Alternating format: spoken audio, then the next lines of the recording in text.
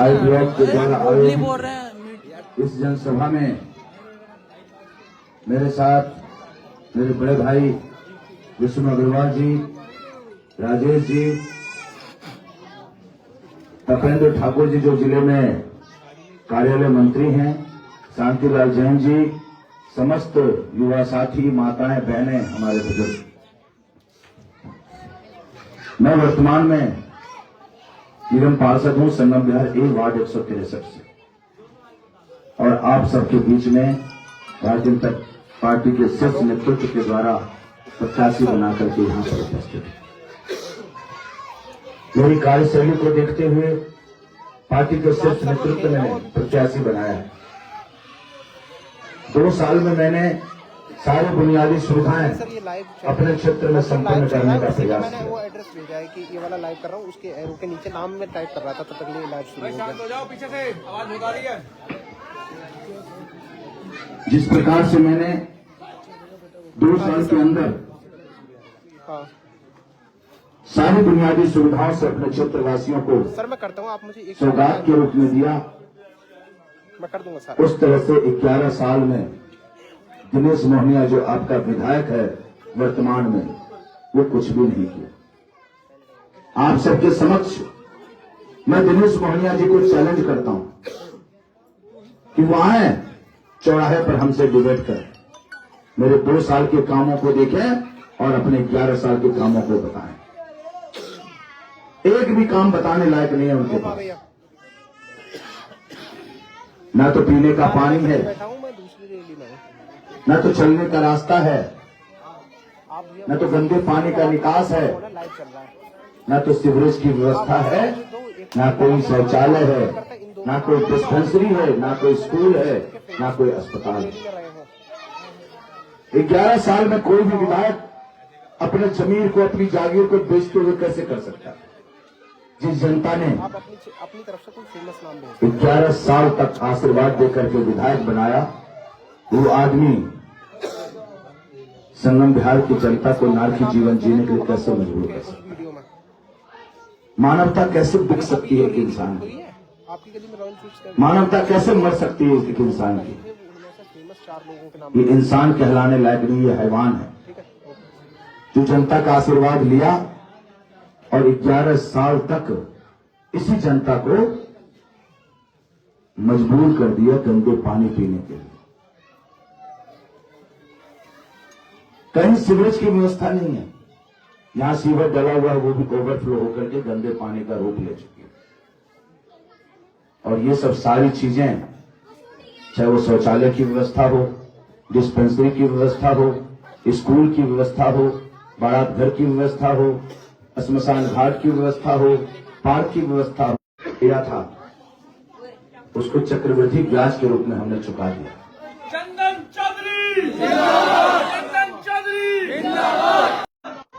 20-25 दिन पहले सर्वश्रेष्ठ पार्षद का भी अवार्ड मिला पूरी दिल्ली में, और हमारा बैलेट भी नंबर 1 का है। 1 नंबर का बटन दबा करके 5 तारीख को आप सब आशीर्वाद दीजिए। सब ईश्वर की सौगंध खाकर कहता हूं, 2 साल में सर्वश्रेष्ठ विधायक बनकर दिखाऊंगा विकास कार्य को। सारी बुनियादी सुविधाएं आप सबके बीच में लाऊंगा,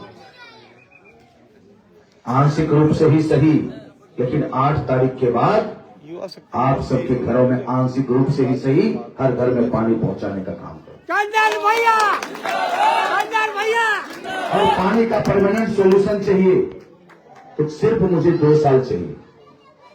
2 साल में हर घर में पानी ला करके दिखाऊंगा, टोटी से पानी ला करके दिखाऊंगा। पानी की कमी नहीं है, इच्छा शक्ति की कमी है।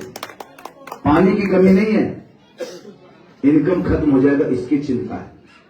पानी की कमी नहीं है, इनके गोरख धंधे को बंद कर हो जाएगा इसकी चिंता है। टैंकर माफियाओं के द्वारा पानी बेचा जाता है, ट्यूबवेल माफियाओं के द्वारा पानी चलाया जाता है। सबसे पहली प्राथमिकता होगी मेरी पानी पहुंचाने की हर घर में। दूसरी प्राथमिकता होगी वार्ड वाइज डिस्पेंसरी खोलने की।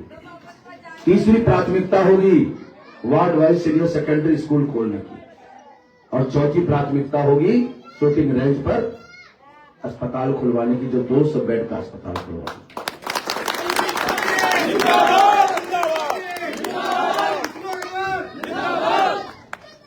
और विष्णु भैया के द्वारा जो हर एक साल आप रामलीला ग्राउंड पर रामलीला देखते हैं, उसको भी रामलीला पार्क घोषित करने की कोशिश करें,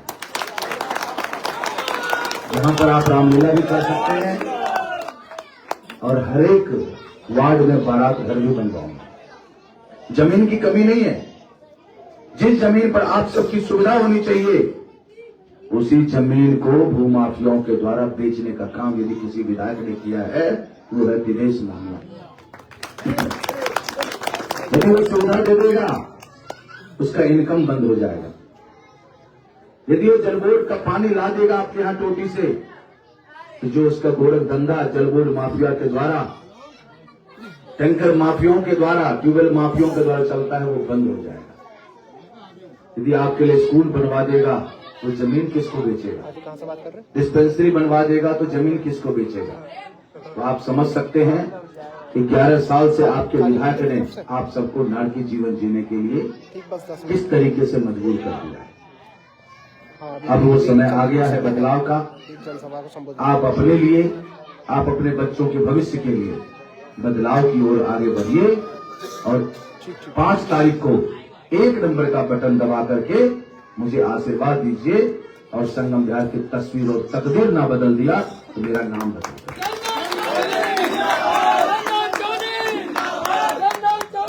भाई मेल करें व्हाट्सएप। नाम कैसे भेजे आपने? भारतीय जनता पार्टी ही एक ऐसी पार्टी है हम आपके चक्कर में रुके जिसका हर एक कार्यकर्ता जन कल्याण में भी काम इसी करता नंबर है पर व्हाट्सएप कर और सत्ता को भी अपना लक्ष्य मान करके सेवा भाव से काम करता है। कोरोना काल में आपने देखा होगा, यदि घरों से निकल करके किसी कार्यकर्ता ने, किसी पार्टी के व्यक्ति ने काम किया, तो वो भारतीय जनता पार्टी के कार्यकर्ता ने काम किया। क्या मोहनिया जी ने किसी को राशन बांटने का काम किया था? क्या कहीं कोई सुध लिया था? क्या नहीं। जिस प्रकार से सेवा भाव से भारतीय जनता पार्टी का कार्यकर्ता काम करता है, उसी प्रकार से भारतीय जनता पार्टी का जनप्रतिनिधि भी सेवा भाव से काम करता है। उसी सेवा भाव को देखते हुए हमने भी 2 साल में अपने क्षेत्रवासियों को सौगात दिया है।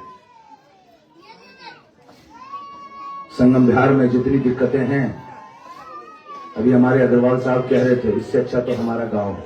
वो सत्य है।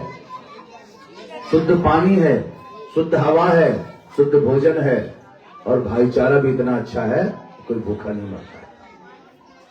तो आप सबसे विनम्र निवेदन कर रहा हूं कि 5 तारीख तक सभी माताएं, बहनें, भाई चंदन चौधरी बनकर के एक एक घर में जाइए, वोट के रूप में मुझे मेरे लिए आशीर्वाद मांगिए, और 8 तारीख के बाद संगम विहार की तस्वीर और तकदीर बदलने का काम आपका बेटा और भाई करेगा।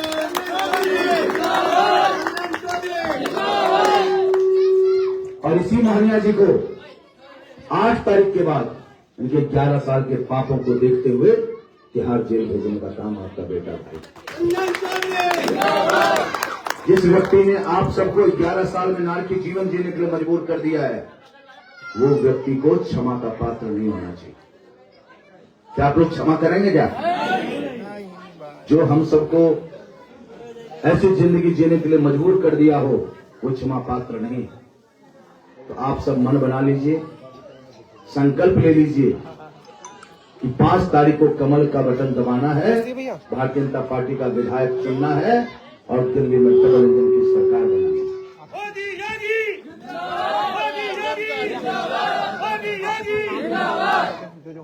और एक और विशेष सूचना दे रहा हूं, शूटिंग रेंज वाले पार्क में 30 तारीख को 4:30 बजे आपके योगी बाबा आए आप सबको आशीर्वाद देने के लिए।